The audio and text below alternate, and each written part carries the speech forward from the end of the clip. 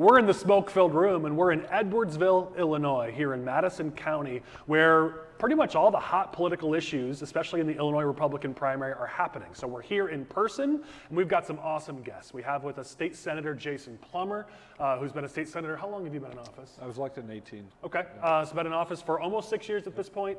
Has been a leader in this region for a very long time. Jason, thanks for being with us. Oh, appreciate it, thank you. Also have State Senator Erica Harris, who's recently elected and is already one of my favorite humans on the planet. Senator Harris, thank you for being with us. Thanks for having me. We have Michael. Everybody knows Michael, so I really need to say anything overly special about Michael. We are in Butlerville, so he's the mayor of Butlerville, Michael Butler. That's it? You want to say anything? Good to be here. All right, got to remember to talk into the mic. But Yeah, we'll that's right. And State Representative Charlie Meier. Charlie, you've been in service for the state for a very long time now, haven't you? Almost. Well, I'm in my 12th year now, so we keep fighting. I do a lot for people with disabilities. Awesome. Well, thank you so much for being with us. I know you've served in a number of capacities. We've got an awesome panel here today, so without further ado, let's get right into it. Being here in Madison County, we're not here by accident. We really want to be here to highlight the local politics, especially because the Metro East region has really shifted over the last, 4-ish, 6-ish years to be tremendously favorable to Republicans, and a lot of hard work has gone into making that happen. So I want to ask some of the local leaders who've been at the forefront of that, why has this happened? How has this happened? Jason, I'll start with you. What's the reason? Why have we seen more favorability here? Well, I think ultimately everywhere in Illinois, people kind of thirst for competency and good government. We had, one-party control here in Madison County. I'll speak specifically to Madison County, but demographically, it's very similar to St. Clair County. Mm-hmm. But Madison County had one-party rule, and I think, one party got a little fat, dumb, and happy. They didn't think that they had to be responsive to the voters. They controlled the courts, they controlled the county board, they controlled the county-wides for decades. And what I recognized was the values and the way they were running things didn't reflect the people that I knew throughout Madison County. So I was elected chairman in 2006 here, Republican Party chairman, and worked with a lot of really, really good people, some of whom are sitting here, but a lot of others out there to recruit a lot of folks. And I think a lot of people didn't think we had a prayer, and it only took 3 or 4 cycles for us to really start making a difference. I love that. Only took. I mean, that's 8 years. It is 8 years. People see the end result, and they think it just happens overnight. Yeah, but no. you talk about, you went back to 2006 with that explanation. That's right. 18 years of work. It is, and it's kind of wild, but when I took over the party, we didn't have an email list. We had nothing. Heck, some of the Republicans were frankly really just working with the Democrats to make sure we didn't have a prayer. And, we started at the very basics. And I told people, look, it's not going to be 2006, it's not going to be in 2008. This is a 10-year plan. It happened a little bit faster than I thought it was going to, but that's only because we came across some really great people, great candidates that really worked hard.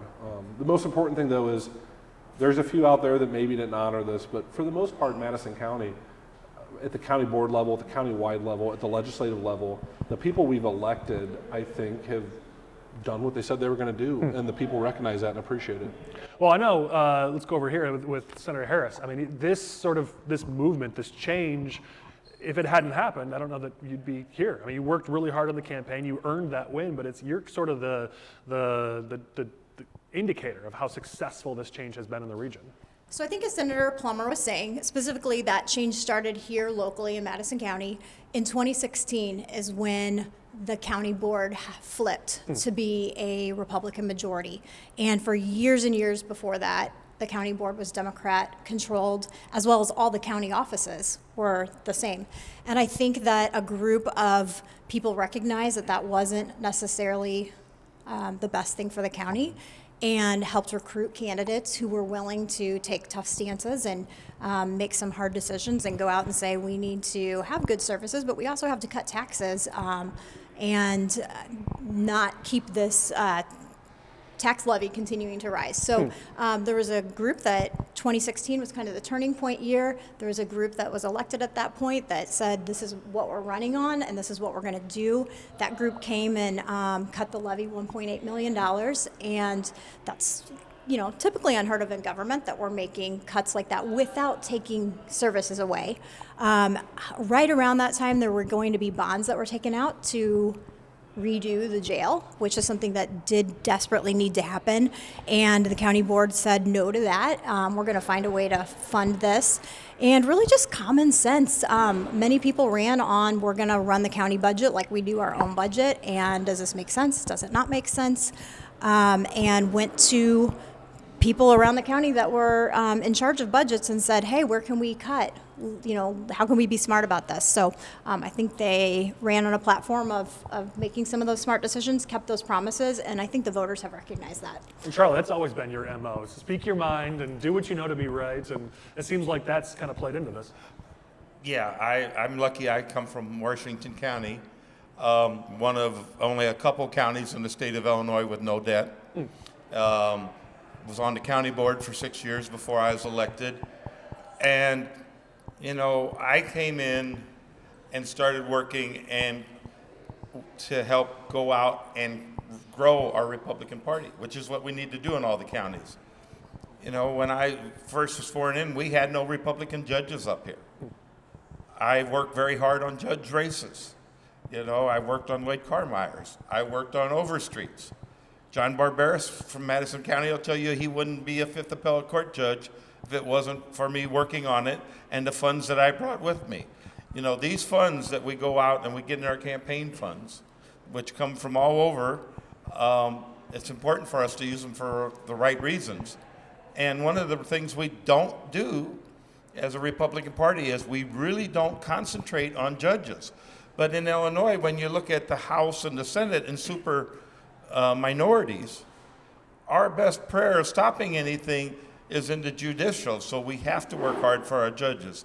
And I continue to work on judge races, and we just have to keep growing. I didn't know that I would ever see the day that St. Clair County would have a Republican state rep, but I worked with Kevin Schmidt as soon as he won the primary, went out, helped him.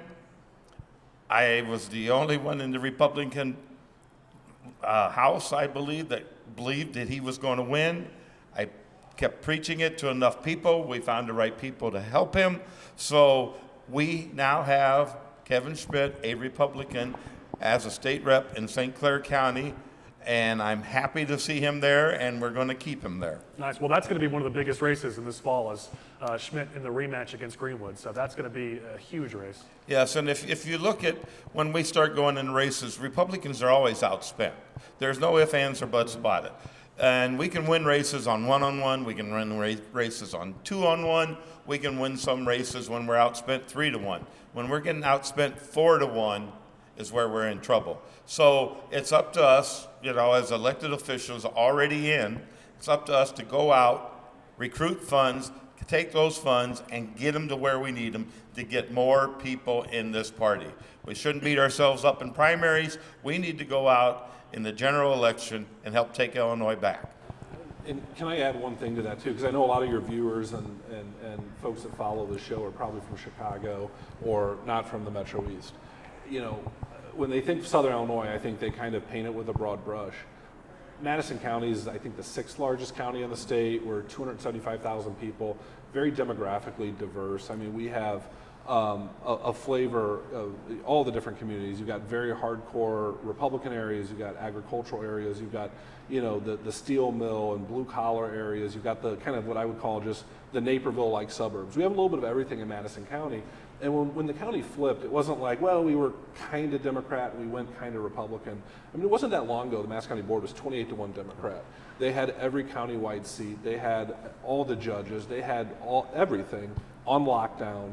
And they really intimidated Republicans. Republicans weren't willing to step up. And so when we started this effort in 06, we got our heads kicked in 06. It was a tough cycle.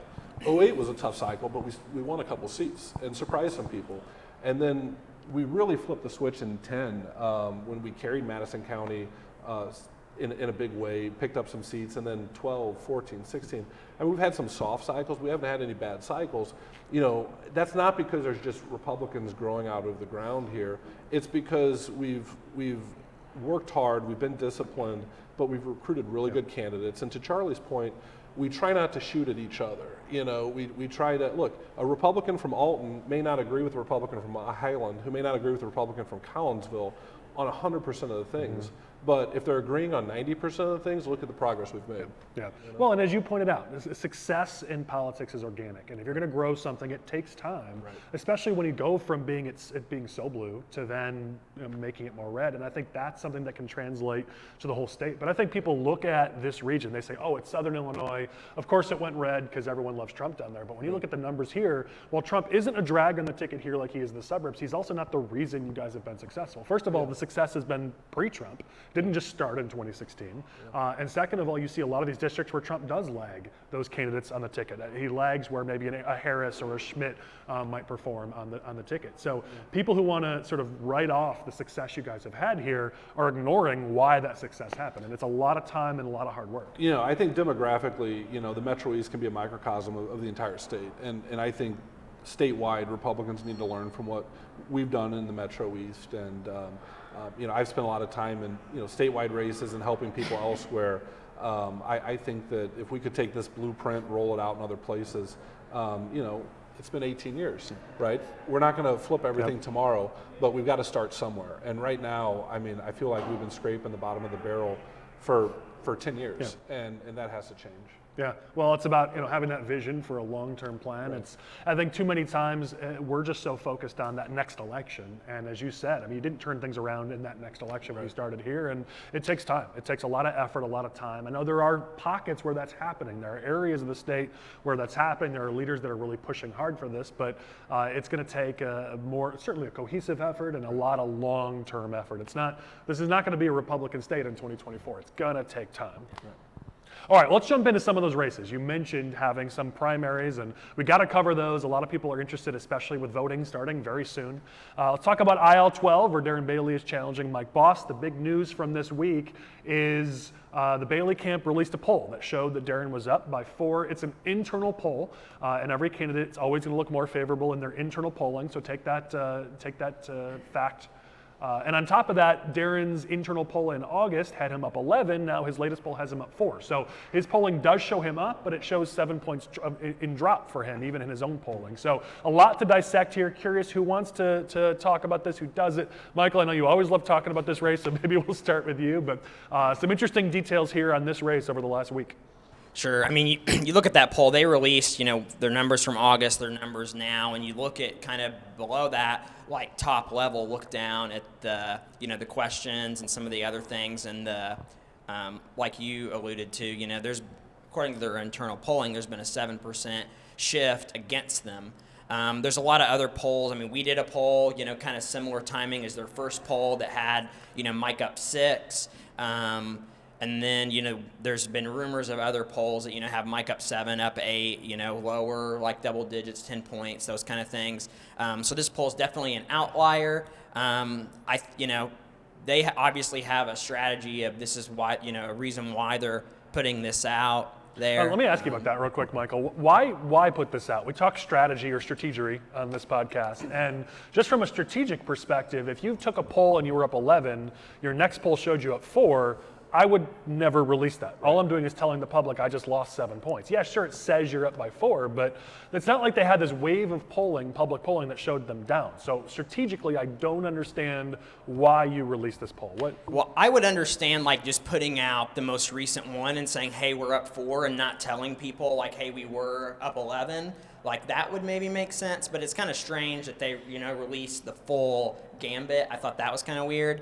But I also think that, you know, if you're them, like Mike's up on TV with 2 ads, like you know he's going to be doing mail, like they don't have the resources to compete with that. I think, you know, they're trying to give their supporters like hope, like, hey, this is a close race, like you need to do everything you can to make sure like that, you know, Team Bailey is successful.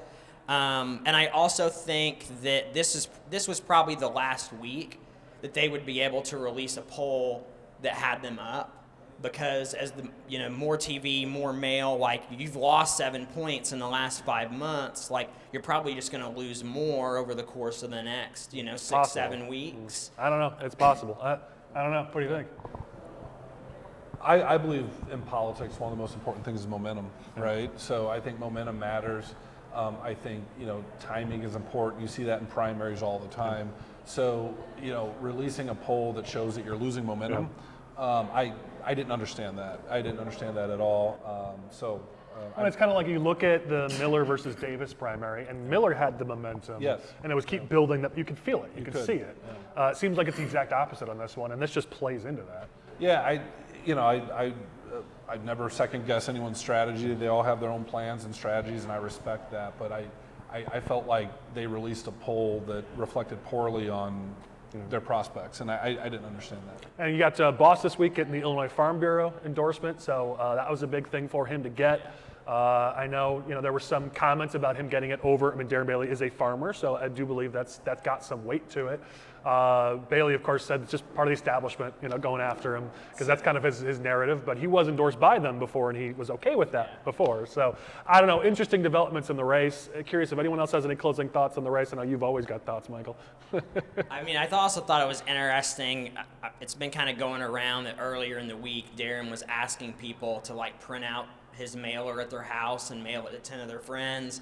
That's a bad sign for him. That's kind of embarrassing even to say, that they're not going to have the money to put it out, I guess. Yeah, I don't know. It's also part of grassroots fundraising. But if you're looking for something negative under every rock, you probably look at that as a bad thing. Anything you can do to raise funds, I'm all for it. So I think on that side, if you need to do a grassroots strategy to raise the money to compete, then that's what you got to do. I looked at the poll, and I remember the poll when it was put out by Darren and his helpers right before the governor's election, and had him up several points over JB, and that poll was off very severely. So, Charlie, I remember that because they were coming out publicly saying that our polling was horrible, and then our polling was spot on, and theirs was off by double digits. I think the same thing's happening now in this race too. So. History repeats itself often. It seems to repeat itself here. Yes. There's always an echo. There is. All right, let's go to another primary. We've got a few to cover, then we'll get into some other topics. But in Senate District 58, we've talked about that race a bit. Wesley Kash is primarying Senator Terri Bryant. And big news this week is we've talked about it on a few of our SFRs that Kash has a good amount of money in the bank, though less after paying back his dad a big chunk of the loan that was provided. But the campaign wasn't necessarily being run overly professionally. Well, it looks like he has hired professional help. It's hit the public that he's hired a professional campaign person kind of tied to the Illinois Freedom Caucus and the Darren Bailey crew. We've known this for a while, but we always keep our promises. When someone says it's a secret, we keep it a secret. Now it's public, so we can talk about it. What are you hearing about that whole situation? Yeah, so earlier this week, we got wind that they were calling some radio stations asking about rates. So it looks like, some of that money that Kash has may end up getting spent on some advertising. So they're kind of trying to ramp it up, at kind of the last hour almost. Well, and it was noted by a few outlets that Senator Terri Bryant had a really good fundraising quarter, and she's closed that gap now. It looks like they both have about the same amount of funds. And that was really what Kash had going for him in that race, was having a lot of money in the bank. But everyone said Terri she's one of the hardest workers out there. She would catch up, and she has. So now you're looking at a situation where they're about even in the money race. And as you talk about momentum, Bryant has a good amount of momentum here with 2 months to go, or less than 2 months to go. So definitely looks like this race is starting to turn, but Kash now has professional help, so we'll see if maybe he can turn things around. I think it's interesting too, because as you've looked in past elections, candidates that have the means loan their campaign a huge amount of money. Kash's money is Kash's money. Did he really put it in there to spend it all?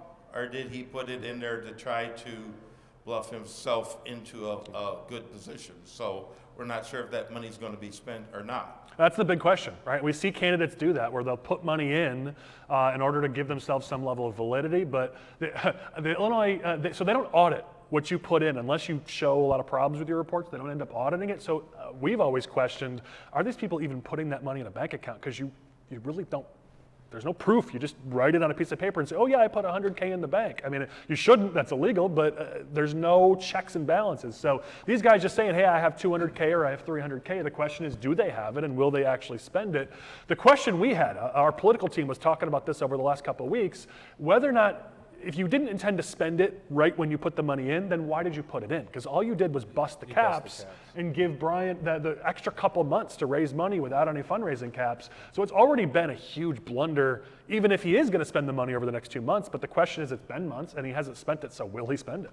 Well, I mean, yeah, that was just a big strategic error. I think, you know, whoever was giving the candidate that advice, and we can all make guesses there, it was bad advice. And, you know, what I think is unfortunate about this, I hinted at it earlier, is, you know, watching Republicans spend a bunch of money against each other when we already have finite resources, we're always outspent. That's a bit troubling. And, you know, in the last 2 or 3, maybe 4 cycles, we've really developed a situation here in Illinois politics, Republican politics, where there's a fair number of consultants that are making a lot of money. And frankly, they're talking people into races and getting them and their family and their friends to write big checks that, you know, they probably don't have a huge chance of winning. And I think that's unfortunate because, you know, you shouldn't be taking advantage of people in that situation. And, you know, when I see the same characters show up, recruiting the same type of candidates, and then taking their money and watching them lose by large margins, I have to start questioning, you know, where their heart really is. Well, we've seen a challenge of that. I mean, it's funny. We're doing a lot of politics throughout the country now at my company, and I do training around the country, and we hear it a lot. They talk about Illinois, and they say frustrations even with this consulting group in the state. So it's one of the reasons why we're kind of getting out of the consulting game. Is it's just the level of consultant in this state is, on average, not great, and there are some bad actors that make all of us look bad. So you're not wrong. Yeah, and then that just, you know, that creates a disincentive for people to donate in future races. It really creates a real negative atmosphere. You get people who are good people, who have worked hard, who want to do it for the right reasons, are passionate people, and then, you know, they get taken advantage of. And that just, it's a bad situation. We need good actors. You're making me want to drink here. Yeah, well, you know, I mean, how many times are we going to watch it? You know, we saw it happen in the 16 cycle. We saw it happen in the 18 cycle. I can't think of any examples necessarily from 20, but then we saw it in 22, and I think we're seeing it again. Yeah. And that just gets old. Yeah, well, I definitely think empowering the grassroots and not having them have to go to specific consultants or those who have access to the big money people is going to be helpful for the way that we can turn the state around. And having organizations take the lead, having, you know, the Republican Party take the lead instead of maybe a few select individuals who want to profit from it is a good thing. Well, that's why I'm excited with what we're doing. I think Erica can speak to this too. You know, the Senate caucus, right? I mean, I think we've made some changes in the Senate caucus. Yep. We are looking at that political side of things.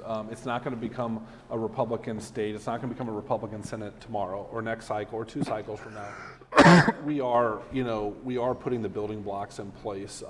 What I care about is good public policy. Yeah. Good public policy can sometimes come from either party, right? But I care about good public policy, and the only way we're going to ensure good public policy is if we start winning races. Yeah. And if we just sit here having Republicans shooting at each other, we're not going to win the seats we need to win to enact good public policy. And all of these races and all these things might be interesting to, you know, the 2% of the people that are real politicos, but the reality is there's 13 million people in this state that are suffering because of bad public policy, and it's our duty to fix that. Well, and we've talked about it in a few SFRs. We have been very impressed with what the Senate Republicans have done, just putting together that organization and really building themselves up and being ready for the fight. Our only concern is there's not a lot of big races on the Senate side this time around, whereas there are more races on the House side. Right. So you guys are leading by example, which is an awesome thing. Yeah. Now we got to get some races you guys can go and win, because you've got the infrastructure, and now we got to go out there and get some wins. Well, I think you're right. I mean, there's not a huge number of races on the ballot this cycle for us. But I mean, when you look at 26, when you look at 28, when you look at there's 30, some big races. Yeah, there's big races. We're going to notch some wins, and the makeup of the Senate's going to change. Yeah. And I'm very confident of that. It's no different than what I saw in Madison County. I didn't become chairman in 06 and say, okay, we're going to win everything in 08. I said, this is a 10-year plan. And I think the Senate Republicans are being very logical and very disciplined. And hopefully the state party and some of these other organizations take note of that. Well, it's all about 2032, right? I mean, it's all about getting in position by 2032. So hopefully we can have more of a say in those maps than we did this time around. Yeah. So it's the next 8+ years that we've got to turn this thing around. And it doesn't do us, we're not going to be in the majority under these current maps, most likely. So it's about, can we have more of a say so that the next time the maps are drawn, that's when we can turn things around. So this is an 8-year plan to get in a position to then do the next X 10-year plan. And that's the kind of understanding people have to have, that this is going to take time. And because of that, right, it's not fun to go to Springfield and get your head kicked in constantly, right? You know, it's not fun, but you have to recruit those people who understand. This isn't like, I'm not going to go and pass a bunch of legislation and be a hero for the next 2 years, right? But I'm going to be part of that team that lays the foundation so that we can start chalking up wins 6, 8, 10 years from now.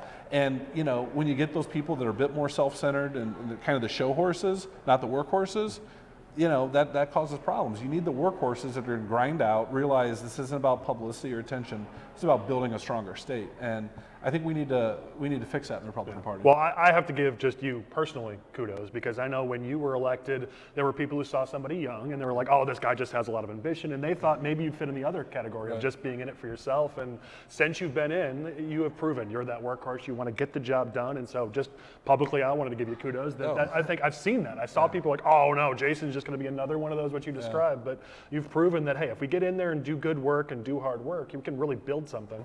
Well, I mean, look, I appreciate that. Thank you. But I mean, I think I was the first Republican state senator elected from Madison County since like the 60s or something like that. Okay. And that's great, whatever. That's not because of me. That's because of the groundwork, the people like Chris Slusser and Patrick McRae and Tom McRae and Chuck Hanfelder and all these other people who've done in this area. Okay. That being said, I was elected in 18. Boom, what happens? We elect another Republican state senator from Madison County in a tougher seat just a couple years later. And I'm so proud of what Erica has done and the fact that we were able to win that seat. That shows we can win in DuPage County and Kendall County and Will County. We just need to do better. Yeah, absolutely. And any closing thoughts on this? I know you had grabbed the mic and we just kept talking over here. You stole my thunder. I was going to say, what I hear you saying is we need fair maps. Because so many of our districts are already lean so much a certain way. I think that disenfranchises voters to go, what does my vote matter if my vote doesn't matter, right? And so that's important. And the other thing I wanted to say is we just need to make sure we're playing the long game and not killing each other, but keeping our eye on the big picture. Yeah, you couldn't be more right. When you talk about good government, nothing more important than fair maps for a good government. All right, closing out here's my hope. I'll just close with this on the Senate District 58 conversation of, with professional help, I hope the mistakes can maybe get cleaned up a little bit, because the photo this last week, a meme's been going around about Wes Kash where he was saluting the flag, but he was using his left hand, not his right hand. And these are like the obvious things that you should know not to do, but it's just been mistake after mistake. So we'll see with professional help if that stuff gets cleaned up. I just feel like he's going to continue to kind of have like association problems, like some of the people that he's associated with are not the best, and then also there's other people who just have no interest in associating with him, and I think that Terry's just going to clean it up, which is what we need. Well, that's what it looks like. All right, let's go shift over to another primary. Let's talk about House District 110. Matt Hall is challenging Blaine Wilhour in that race. And Matt Hall is up on TV now. So that race seems to be really ramping up. It's been predicted that a ton of money would be spent there, but we hadn't seen it yet. Now with him going up on TV, we're starting to see the fruits of that. Anything else you're hearing on that, Michael, as we open up the discussion? I mean, that's a big thing that he's up on TV now. And then also, I mean, if you look at Blaine's social media, he's been out in the district, going to events, working it pretty hard. So I think that's going to be definitely one of the primaries to watch in this state for sure. I mean, Wilhour's going to be the front runner in that for a number of reasons. But you look at finances. I mean, the Wilhour doesn't have a ton in the bank. The Freedom Caucus didn't raise a lot last quarter. So the question is, where are the funds going to come from to compete? Matt Hall's got a massively uphill battle to take out an incumbent Republican like that, but it looks like he may have a ridiculous amount of resources. Because the rule is, and these people know this, if you go up on TV, you've got to stay up on TV. If they're up already, that means they're going to be up for 2 months. So the question is going to be, can Wilhour, the Freedom Caucus, and their sort of group, can they withstand 2 months of that kind of spending? We're going to find out. Anyone have any thoughts on the race, or just keep moving along? Well, you talk about Matt being the newcomer, but you got to remember he has been a Republican chairman of the county for a long time, participating in all Southern Illinois politics for a long time. So he is out there, and it's going to be a close race. Yeah, I mean, it looks like they're putting together a campaign. That's certainly for sure, and I see both candidates out there. By March, this is certainly going to be the biggest primary, it seems. It seems like some of the others might be petering out. This one's really picking up. Well, I know you're desperate for me to say something, Collin. I don't want to put you on the spot. No, I mean, look, obviously, I'm in a little bit of an awkward spot there. Matt Hall is a friend of mine, a good friend of mine. I think the world of him and his family. Tara's my district director. I think that, no offense to Charlie, no offense to Erica, they do a great job. But I always tell people we have the best constituent services in the state. That's a large part because of Tara. She does a wonderful job.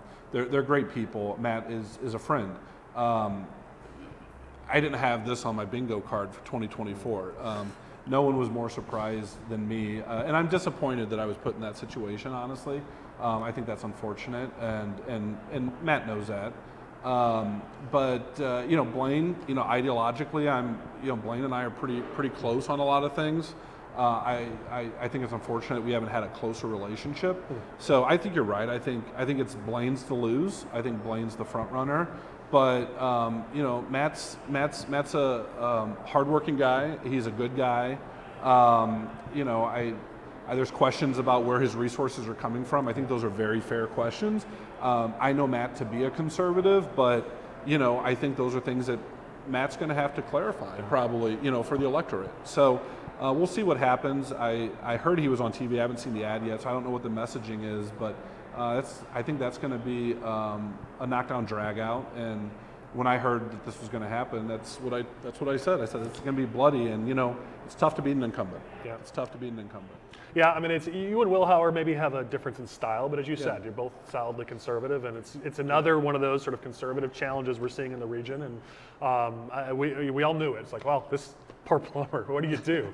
Well, it was a surprise. I was driving home on a Tuesday night from Hillsborough, and I get a call, and it was like, hey, I'm thinking about this. I said, well, there's a lot to unpack there. Let's talk Friday or Saturday, And next thing I know, there's an announcement on Wednesday. So, I'm not excited about the way this has happened. I think conversation could have resolved some things. At the same time, I look, you get poked in the eye so many times by certain groups of people. There's people will lash out at that, and I think unfortunately the sins of some of Blaine's friends have probably bit him in the tail here.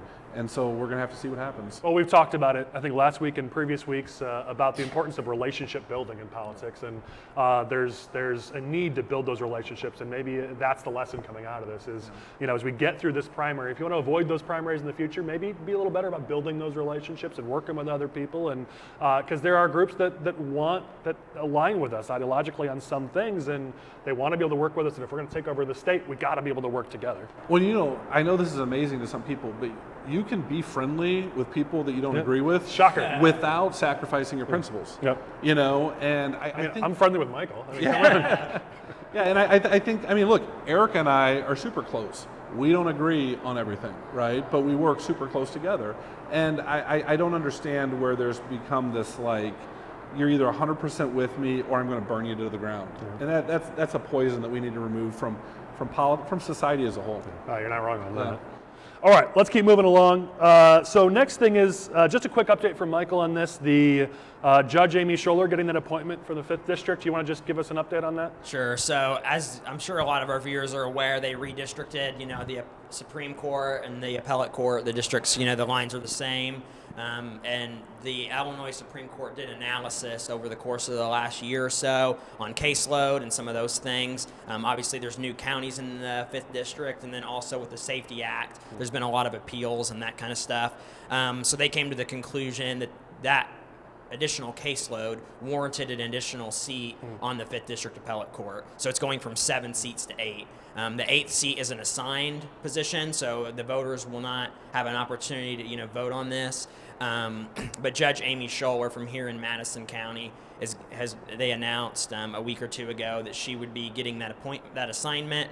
So that's a big deal. Another great Republican judge on the 5th District Appellate Court. Yep. All right, the last thing about sort of some of these races, then we'll get into some of the issues, but you've got 2 big races. You want to give us a quick update on what that is for our viewers who aren't from Madison County, and then we can get an update on kind of where that race is at. Sure. So for Circuit Clerk Tom McCray, the current Circuit Clerk is retiring, so it's an open seat.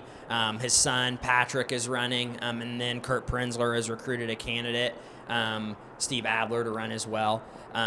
So we'll see how that shakes out. I would say Patrick is probably the favorite there. I'd imagine just from name recognition, yeah. he certainly has an advantage. Absolutely. And he's an elected official on, what is it, Bethalto or Wood River Township. Yeah, so he has some, he's been on the ballot before, those kind of things. And Adler I haven't really seen or heard much out of him. You look at his report, he didn't even file a report, I don't think, so there's not really money coming in there. I think he's I've heard he's a bit controversial of a figure. Absolutely. I like to look at a laugh. It's unfortunate because we've been sitting here kind of bragging on Madison County a little bit, which is music to my ears. I appreciate that, and I know there's a lot of good people around here that do appreciate that. And then you have situations like this take place that are entirely unnecessary. Look, I don't care if you're Republican or Democrat. When you lay your head down at night, you kind of want to think stable hands are steering the ship, right? When it comes to government. And if you look at what we've done in Madison County, we've earned the trust of the people. And things like this betray the trust of the people sometimes, I think. I mean, the reality is every Republican in Illinois should hope and pray that Chris Slusser wins the chairmanship and Patrick McCray wins the race for circuit clerk, because they will ensure that we continue transparent and good government. We've had the black mark on Madison County, if there's been one in recent years, has been just the frantic leadership or lack of leadership, and the lawsuits, the litigation, the squabbling, and that type of stuff. I mean, I don't know how many hundreds of thousands, if not millions of dollars of taxpayer money we've blown on settlements and legal fees on just stuff that was entirely unnecessary, and it's because of bad leadership. Chris was one of those people I recruited in 2008. He had worked, he'd been a really active volunteer on Judge Don Weber's race in 2006. And I recruited him to run for county board in 2008. And he ran in one of the bluest of blue county board districts in a really bad cycle. And he knocked off like a 3-term incumbent Democrat whose family was kind of a Democrat institution. And he's just climbed the ladder since then, winning county board races, winning treasurers races. Patrick McCray is Wood River Township. He's done a lot of things. His family's done a lot of good things. I think you see the more local races get, the more nasty they tend to get. Yeah. And as you described, Madison County is not a small county. No. These are big races that oftentimes, because they're so low budget, because you're running a race, we said 275,000 people, and that's essentially almost half, 40% the size of a congressional district. Yet you don't have 40% the budget of a congressional race, and you're just trying to reach that many voters. So this is one of those situations where you sometimes try to get a little more controversial to try to get out there and become viral, and it breeds people doing things that might be a bit more than you would do in another race. Yeah, well, and frankly, I think the authorities need to look at some of these races. I mean, people are sending out mail. They're using fake post office boxes. They're doing all that dirty stuff that frankly needs to be rooted out of politics. Those Cook County style politics? Yeah, right. They're not as near as effective as those people in Cook County, though. If you went and polled the precinct committeemen, they're probably going to carry 90% of the precinct committeemen. They have a broad swath of support, and I think they just need to keep their heads up and stay above the fray and let this, nasty stuff, just beat it, right? You just keep beating it. We've been beating it for years here, and we're just going to keep beating it. The Michael Jackson theme, right? Just beat it. Right. Any thoughts from you guys on these? I know they're local races, they're hyper-local, so Michael, any closing thoughts here? I think, Chris is putting up a good showing. He's raising money. He's working hard. Obviously, that's going to be a race to watch, but I think that Chris and Patrick will both be successful and be great elected officials, and that's what we need. All right, well, let's shift to policy. We've talked a lot of politics for the time we have left. I want to get into some policy stuff. So you can't not talk about the migrant crisis. Immigration's a big issue. They're definitely tied together in many ways. And it's certainly a topic that we've gotten into more recently as we get outside the borders of Chicago, because for many, the coverage of this was it was just a Chicago issue. But people are realizing that the migrant crisis is not just a Chicago issue, especially as these buses are getting dumped outside the city now. Now the state's having to pony up to cover this, so now every taxpayer is on the hook for this. I mean, Pritzker basically unilaterally said, I'm going to spend, $160 million taxpayer dollars on this. Now he's looking for lawmakers to come and backfill that. Is that going to happen? I really believe that, before this year's done, he will have spent $1 billion on this. There's no ifs, ands, or buts about it. He keeps spending more money on it, You witnessed him trying to take money away from disability, $89 million the last couple of weeks. He finally backed off of that, but he's trying to grab money wherever he can so he can help with the problem he created. It's a crisis, and he helped create that crisis. He invited them to Illinois. Come here, welcome. Now, he wants us to pay for it. You know, it is a major problem.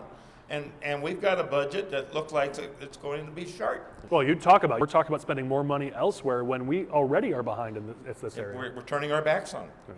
Our most vulnerable. We've got Illinoisans are not getting, I mean, look at the issues we've had at DCFS. Charlie's a passionate leader regarding the Murray Center, right? We just had a near catastrophe at the Murray Center about 2 weeks ago. And it's because we have not invested in that facility to the degree we need to. We're begging the state to do the things that they need to do for that facility. And those people are some of the most vulnerable Illinoisans, you know, I might add. It's a self-inflicted wound. It's a catastrophe he's created. He doesn't know how to fix it. It's embarrassing to watch. And the way the media refuses to hold him accountable for his failures is shocking. Yeah, it's been a frustration. Anyone who's watched more than one of our SFRs, I rant about it almost every episode. This is a guy who, if he was a Republican and had these same failures in the administration, these same massive problems, he would be just hung out to dry. He's absolutely disconnected from the state, you know. And I know a couple people look at me when I say this, but I mean, J.B. Pritzker does not care about Illinois. He doesn't care about Illinois. In 8 years, we're all going to be sitting here dealing with the problems of his failed policies. We're going to be dealing with his budget disasters. We're going to be dealing with his public policy disasters, the Safety Act and everything else. And that guy wants to be in either Washington, D.C. or probably in Florida, you know, under the good policies of Ron DeSantis, you know. But J.B. Pritzker is using Illinois as a stepping stone for his political ambitions, and you can tell by the public policy he's put. I mean, we can talk about the illegal immigration, we can talk about the budgets he's passed, we can talk about, you know, his unwillingness to invest in some of our core infrastructure, we can talk about all of these things, not fixing state agencies where there's clear problems, right? He's not fixing those things that would pay off dividends in the future, right? 4 years, 6 years, 8 years. He invests in the things that will give him little political bumps as he tries to build this or tries to fulfill this dream to going to D.C. He's not going to go to D.C. because he's failed Illinois. Well, I think the crazy thing is, I ask you, Erica, that coming from the real world into sort of this political process down in Springfield, you know, is there any other place where you're looking at a budget deficit, a massive budget deficit possibly in the next fiscal year, and yet we're talking about spending more money on this and that and this? I mean, real world people look at that and say, you're going to have less money, yet you want to spend more. That doesn't make sense. It goes contrary to all those common sense principles that most of us said we want to be here for. If we want this issue to turn around, we're going to have to change some of those policies. Talking to everyday people, parents are upset that they are having a hard time getting their kids into doctors and paying their health insurance, and people who are not taxpayers are coming and able to get health care that we taxpayers are not able to get either. So it's a problem that we've created, and we're going to have to do some things to fix it. Health insurance costs go up because that's what happens, and it's unaffordable for most working families. And yeah, we're giving out free health care, but you see the average working family in the state is struggling. I mean, so we'll talk about it a little bit later, but Cor did a poll asking people how they felt about the state, and one of the things they said was a majority felt like this state was too expensive, that they couldn't afford to live here. And this is one of those conversations about, you know, what are our priorities? Are we going to help the working families of the state like the Democratic Party claims to do, or are we just going to pay lip service while we push our progressive agenda so we can go run for president or something? One of, you know, and we talk about his failed policies. We're down here in southern Illinois. We're in the MISO district. And you talk about it may take 8 years for some of these things to show up. Next year, 2025, we will not have enough electric down here the way it looks to power our plants, to power our factories. Our schools may have to shut down during the day. Our factories may have to shut down during the day. While they were able to give everybody up in PGM in the Chicago area a reduced energy cost, ours quadrupled down here by the premature closing of coal-fired power plants. Instead of saying, let's work towards green energy, no, let's shut them down and then we'll work towards green energy. And we're all paying for it down here now. And that's when you're trying to recruit a business and you're trying to bring them in here, or they want to expand, and now all of a sudden They can't afford to because their electric's too high. Our grocery stores in our small town can't afford $5,000 a month to keep their coolers running anymore for their electric because it's quadrupled. Well, that's always the thing. They talk about food deserts in Chicago, but it's Southern Illinois where we face that problem significantly, and it's never talked about because it's not a problem for Chicago, so why would we talk about it? And we don't have Metro down here to take our residents those 30 miles, where up there they only need to take them 2 miles. We don't have the transportation for them. Well, it's a good transition. I'm going to go out of order in the agenda because that's a great transition into the energy topic we were going to cover. So why don't we just jump right into that? If you're watching this, feel free to go back 2 or 3 minutes. Charlie had a great conversation about, and a great rant about the need for energy policies that work for Southern Illinois. But let's talk about that especially as a topic, because we've seen Democrats have begun their official effort to end the use of natural gas. It's begun in Chicago, of course, as where most things start. But there's a big fight right now that just started in the city about eliminating natural gas in new construction. But they said it. They said the quiet part out loud. This is just the start. We really want to eliminate it entirely. And they like to claim that by doing this and by moving. Apparently, I don't know if we were hearing that in the audio, but something excited just happened out there. By moving to clean energy, their claim is that it's going to save taxpayer dollars, but you're living it right now in Southern Illinois that those are empty claims, that the government subsidies for clean energy can only go so far to pretend like it's actually cheaper. And yes, we need to go to more sources of renewables, but we can't leave working families and local businesses and grocery stores high and dry while we start to make that transition. And right now, they're saying it's supposed to be carbon-free by 2045. We're supposed to be, by 2025, 1/4 of electricity was supposed to be carbon-free, and yet we're nowhere near that. We're 8.1%. We're not even close to any of those numbers. Yeah, let's look at this. Because when this was pushed through, Illinois taxpayers and citizens were paying $250 million a year to promote clean energy. $250 million a year, and we were going to be at 14%. Now, if you come down here and you look at our co-ops and our municipalities that also produce energy, they were at 18 and 14% without putting a surcharge on their bills and making Illinois residents pay for it, and they were going green on their own, where we were at the state of Illinois, when we're supposed to be at 14, we're only at 7%. With them taking in that $250 million. So right there shows the problems that they've done with this. They weren't meeting their goals before, so now they want $489 million to go into this. And we've seen where that money's coming from now. It's coming from us. Well, our co-ops and our municipalities are doing this without the extra surcharge. So it can be done, and they were going at it. And the CJAs just turned their back on us. Well, and the other thing too is powerful energy grids in the country. As a state, that is one thing. And if you look at the industries that have traditionally driven Illinois, manufacturing is a big piece of it, and there's others. But we could always convince some of those companies that Illinois had the grid you wanted to be on. And so under this governor, energy policy has been an unmitigated disaster under this governor, but they literally blew up like the most compelling argument we had to attract businesses. They were blowing up our grid.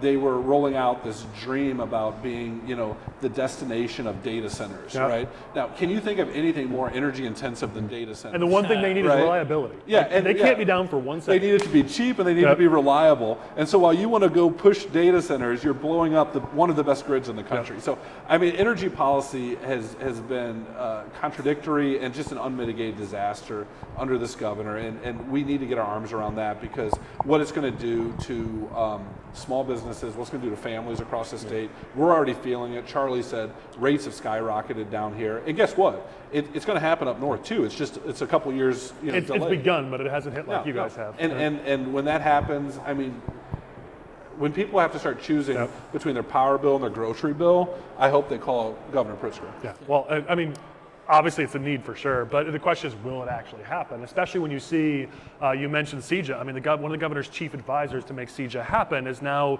put in to stop his stated goal, basically, end natural gas completely. So you can tell where they're trying to take things. But real quick, I want to pass it to Erica. I want to share a story real briefly here. One of the bills that we had before us was about in all new builds requiring them to have electric vehicle plug-ins. And Not that that's entirely terrible, but what we have to think about is when you require this, and it's not a choice of the person that is building that adds cost to it. And so it's little things like that. I think sometimes people are like, well, how is Illinois not business friendly? Or how is Illinois not family friendly? And that's just a small example of when we have these items that on their own don't seem terrible, and you add them all up, little policies like that can really, really impact the bottom line. And as you said, there are big things, but that's Illinois' death by 1,000 paper cuts when it comes to regulations. Just little, and they say, oh, it's only $20 a person, it's only $30 a person, but you do that enough times, it's a lot of actual money. It dawned on me just a couple nights ago, you talk about doing away with natural gas, and we have peaker plants across the state of Illinois that run on natural gas to help when we need the electric when we don't have enough. So that'd do away with them.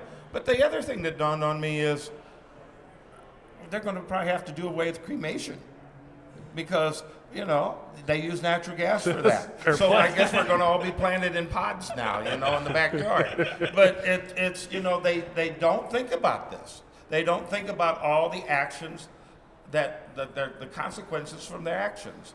And so the energy is just a total disaster. They took out all of our county's rights to regulate wind, to regulate solar, and laid out a base of what they thought was right. When they did that, they took a lot of protections for the landowners out.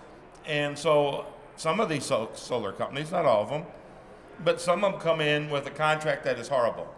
And these people sign that contract. They see these big dollar signs, and they don't realize what they're signing, They got to get a lawyer that's familiar with this, look it over, because we as counties can't protect them anymore. The state of Illinois took that right away from them, no matter how hard we fought for it. It's always amazing how when it fits their agenda, they want to just force it through, like wind and solar. When it doesn't fit their agenda, like carbon capture, they want to stop it any way they can. But there's no consistency in the way they want to put the rules in place. It's only if it fits the progressive agenda will it get sort of the push through, right? Well, and one thing too, Charlie just kind of hit on too, is I'm amazed. You stand there on the Senate floor, right, and you listen to these folks, and it becomes abundantly clear in a lot of instances they have no idea what they're talking about.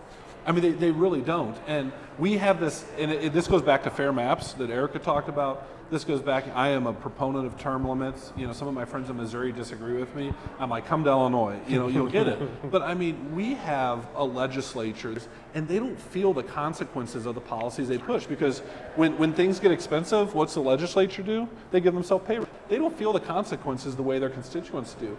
And it is obscenely offensive to me that, most of the legislators don't even have other jobs, right? I mean, I go out there and you meet the truck drivers that make our logistics industry go. You meet the people that work in these plants. You meet the people working at the retail counters that are suffering because of bad public policy that's pushed by these elected officials that are very unaccountable and, frankly, in a lot of cases, very uninformed. I mean, I don't know if J.B. Pritzker's ever met someone that has calluses on his hands, but what he's doing to those people, it's immoral, it's disgusting, and that's why I care about being involved, and I care about public policy, and that's why I get irritated going way to the back to the beginning of this with the stupid primaries and the amount of money we waste on these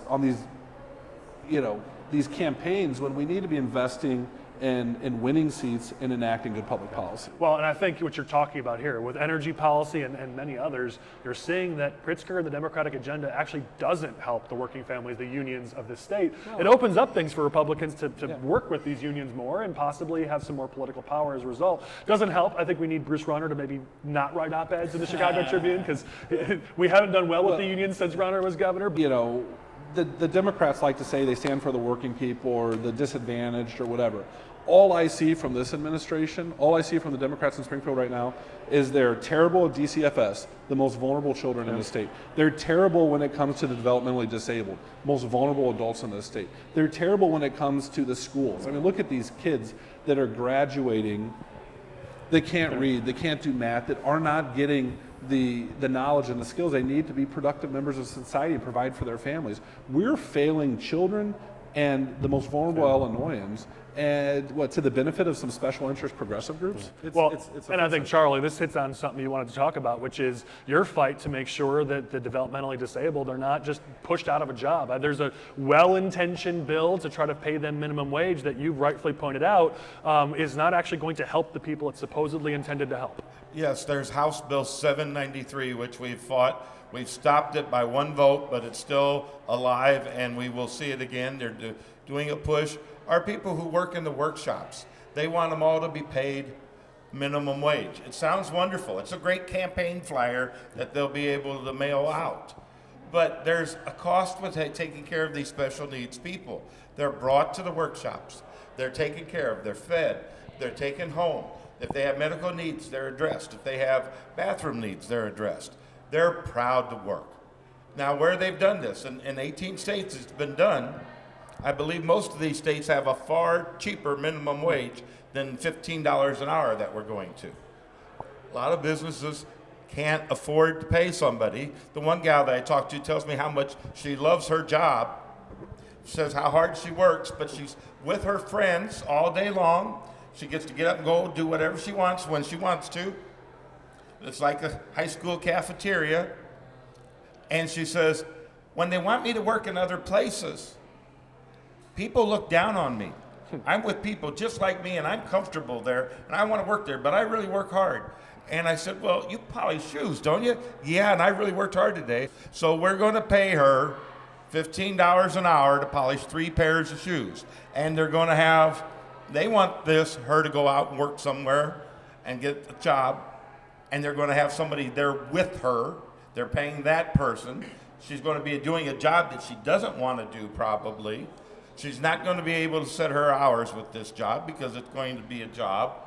And, you know, what dignity is that? Because when these workshops close up, the ones that have gone to paying minimum wage, some of them have laid off more than 50% of the workers. The ones that can work the least, they said, well, after 2 years, only 17% of them aren't employed yet. Would you be proud of a 17 unemployment percentage? And also, they said, well, some of them retired. This group loves to work. They need a very structured day. They want it. Their families want it. When did Illinois have the right to tell people what they could do, where they could work, and how they could work? The state of Illinois is taking their rights away because they're disabled. And this is a horrible bill that we continue to fight, and we have to protect them because if they're happy, their families know they're happy and cared for.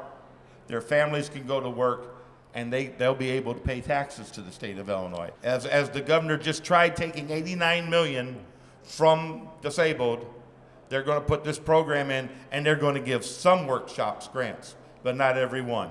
This needs to be well thought out. We need to go work towards it, and there's nothing more than a family would love for their disabled member is to go out and live in the community and have that great job, but sometimes that's not possible. Yeah. Well, we're running out of time and apparently out of battery too, my producer is saying. So I want to go to Erica because I know there's a bill you've been pushing about adult content age verification. This is something that you've worked on, and I know with Senator Plummer as well. So pass it to you for some thoughts on why this is a need and what are the odds that something moves on this in the session coming up? Sure. So we have a bill that we are sponsoring that would ensure that people who are visiting pornography sites need to type in their birthday and do a type of age verification. Right now, if I want to go to, say, an Anheuser-Busch site, I have to type in that I'm 21. If I want to go to a pornography site, I am just right in. And we have a lot of data coming out of Academy of Pediatrics that most kids, by the age of 12, over 50% of our kids have seen pornography by then. It's becoming a huge issue. This issue has really, really been highlighted in the last few years as a result of COVID times and us handing devices and tablets to younger and younger children, and they are able to go to websites that they're viewing some things that are. What's interesting is I've seen just in this week, there's been a push by Instagram under their parent company Meta to require parental approval when kids 16 years or younger wants to download an app from the App Store. So it does seem like that's national, that's not just Illinois, but it does seem like there's a little bit of a movement here to try to protect kids and younger I guess adults, but almost adults, when they're online, because as you said, especially thanks to COVID, we are always online, and that starts at younger ages. So it's definitely something we should certainly be looking at and talking about. Yeah, I mean, look, it's an initiative that other states have had success with, so why can't Illinois? I think it also ties pretty closely to the trafficking problem we have in Illinois, which also ties to the immigration problem. So, but no, I care about the most vulnerable people, and you look at the way these pornography websites exploit people. It's terrible. The human trafficking. Those are things that we need to address. I'm shocked that Democrats sometimes don't want to move this legislation, but it goes back to kind of leaving the most vulnerable people high and dry. You know, one thing we haven't touched on, I know we're running out of time, but the Invest in Kids Act, right? I mean, it is amazing to me what we're doing to those families and those children. That's one area where I'm really proud. Senate Republicans, I think everyone else wrote that program off. I think we kept it on life support for a while, and unfortunately, we're in a tough spot with that right now, but we're going to continue beating on that issue. So it's good. You guys are going to keep pushing for that. Absolutely. I mean, look, if you're not making sure kids graduate school with a great education and they can, provide for families, then what is your expectation for them? And we have to make sure our schools are taking care of children. Yeah, absolutely. Well, let's close on this last topic. It's our Empower to Win topic for the week. Cor Strategies, we've released a program called Empower to Win, a platform where we provide a number of services for politicos, and one of those is polling. And the poll we released just this month, only for subscribers, so I'm not going to share all the polling numbers. We pull up the numbers, so I have the official numbers here, but we did see that was the case. He wasn't lying. 51% of respondents said they were optimistic about the economy. Only 20% they were pessimistic. So that is a mark of, you can see, Illinoisans are feeling more favorable towards the economy. However, the exact same poll also found, when we asked how affordable is it to live in this state, only 31% said it was affordable, 47% said it was not affordable. Then we asked, are you likely to move out of this state in the future? 51%. Walk outside, over half the people you meet are saying, I want to get the heck out of this state.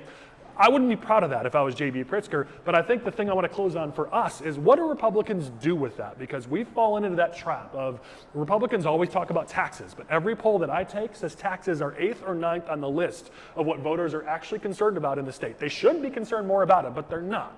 It's cost of living. That's what they're really focused on. It's the economy, but it's mostly cost of living. So how do Republicans message to win in 2024 when you can't just go with the normal sort of doom and gloom? It's the economy, it's taxes, because that's not moving votes right now, whereas cost of living like energy and other things, that's actually moving votes. So what advice do you have for Republicans to win on an economic message in the next election?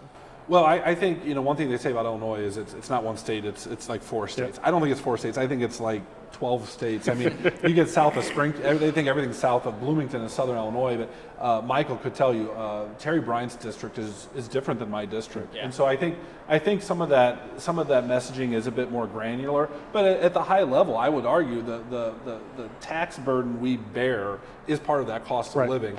And I don't know where it ranks in polling, but I know when I knock on doors, people always want to talk about the property taxes, right? So I think you've got to talk about that issue because I think that matters, that impacts everybody. Beyond that, I think you have to talk about pocketbook issues, and I think you've got to talk about, a lot of times I'm not really worried about my wife and I'm worried about my children, right? And I think a lot of people think about their grandkids. They think about their children. They want to make sure that they're living near them, right? And so whatever we can do to push policies that promote that strong economy, lower cost of living. Erica said people walk in her office talking about the cost of housing. I know about the cost of housing. That's a business we're in, right? And Illinois makes it really tough. So I think you hit on those pocketbook issues. And you know what? Don't try to convince everybody you're with them 100%. Be authentic. I think we have too many candidates that are not authentic. If you're authentic, you're straightforward, you're honest, people may not agree with you all the time, but they're going to trust you. And trust matters more than a lot of people, I think.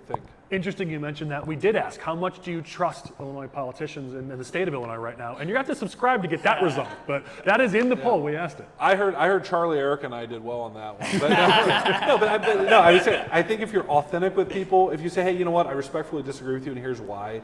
On my yard signs, I put trusted conservative because when we do our polling, like, my numbers are very strong on that, right? People may not agree with me 100%, but I think they believe that I'm honest because I am honest. And I think that's why we've been successful in Madison County is we've recruited people who are honest and hardworking. And I think that carries far more weight than checking every ideological box.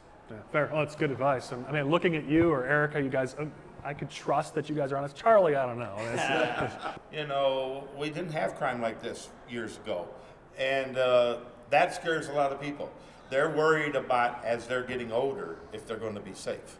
So they worry about their grandchildren, they worry about their safety, and that's an issue that we really do have the upper ground on, and we should take advantage of it. So we've got to go out there, we've got to keep fighting for it, and we've got to realize, as the Republican Party, as Jason said, we are a very different state, and we've got to take what we may not like here, maybe a Republican that wins up in the Collin counties, and we'll get 80% of what we like instead of 0 of what we like.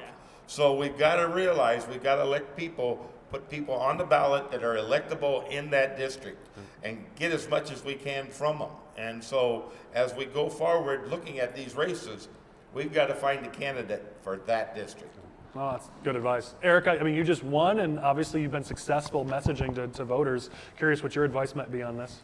So we have to listen to what people want, right? Like, during the campaign, we knocked on thousands and thousands of doors and were able to talk to real people to find out what was happening in their lives and what mattered to them. It's interesting how low property taxes rates. I will tell you, many people would say to me, I'm not sure what I'm paying. It's in my escrow. And that's where, if you can communicate that, then there's some surprise there. So I think the big thing is, in order to be great representatives, we have to listen to what people in our community want. We inherently are going to know some of that, right? People want a good, safe place to live, work, raise a family, have grandparents be able to be here, right? In our community here, our senior tax exemption is different than it is, the rules are for Cook County. Yeah. Why? We're trying to change that. We're trying to keep grandparents and senior citizens here. And so I think things like that, people can never take away from us. We're in the center of the United States. There's inherent value in that, especially from a business perspective. We have many, the Mississippi River right here. We can get from coast to coast from here faster than other places. So there's some real values in that too. Well, there's no reason for us to struggle. We have so many advantages. You're totally right. And I think, as you mentioned, it's not that people aren't concerned about taxes. They just don't connect those dots. And they've heard politician after politician for over a decade say, I'm going to lower your taxes, and then they never do. So what we've seen in the polling is, over the last 6 years or so, when you ask what's the top issues, taxes has slowly dropped down. It's not because they don't care about the taxes. It's, number one, they don't think it's ever going to change. And number two, it's now become this larger issue of cost, the cost of living. Taxes are part of that. You're totally right. But it's that bigger thing. It's energy prices. It's so many things that are just making it unaffordable to live in this state. And when you talk about those pocketbook issues and cost of living, I challenge anyone out there to say J.B. Pritzker has made your groceries cheaper, he's made your gas cheaper, he's made your energy cheaper, he's made your housing cheaper. The Democrat Party in this state has gone so far left, so progressive, they've left their traditional voters in the dust, and they've made living in Illinois too expensive for the vast majority of our families. But the good news is, during an election year, they'll give you a slight break on your sales taxes on your school supplies. But otherwise, that's it. And contrary to what the school groups say and the census says and everyone else says, we've not lost people. Just ask the governor. Right? I mean, I say it all the time. I don't care what anyone says. When your number one export is your people, you've got problems. And those problems are directly correlated to public policy pushed by the Democrat Party. And the Republicans need to argue in Springfield, fight in Springfield, but they need to deliver that message at the door, because Republican, Democrat, Independent, people are receptive to that because they know it's inherently true. Yeah. Michael, you want to close us out on this? Yeah, You've I been would looking at the same polling I have. Yeah, absolutely. I mean, I think it's kind of the common theme throughout this is, the Democrats in Springfield are passing back the cost of something is we really need to hone in on. And I saw a speech by the new speaker, Speaker Johnson, about a month ago, and he kind of laid it out in a way where he's like, okay, if you're a parent or a grandparent, you send your kid out to play, like you're worried that are they going to be safe? You send them to school, you're worried about what are they going to learn. Then when they graduate, you're worried, are they going to be successful? Or are they going to be able to get a job? And all three of those issues are a result of bad Democrat policies. And then, the economy is so bad that it's hard to find a job. I mean, people are struggling. So these are the kitchen table issues that Jason was talking absolutely. about. Absolutely. Yeah. All right, well, we're just about out of battery, so I will thank our guests for being with us today. Special thanks to Representative Charlie Meier, to Michael Butler, to Senator Erica Harris, Senator Jason Plummer. Thank you guys so much for being with us. Lane, our producer, thanks to him for all the hard work he does, plus he did all the driving, bringing me down here. Hey, thank you guys for coming to the Metro East. It's nice to bring some focus. Yeah. It's, reminding people the state doesn't stop at I-80. No, yeah. it doesn't. It doesn't. And there's a lot of things that we can learn from what's happened here. No, I love it. Thank you guys for the discussion. We will make sure this message gets out. We'll catch you next week on the Smoke-Filled Room.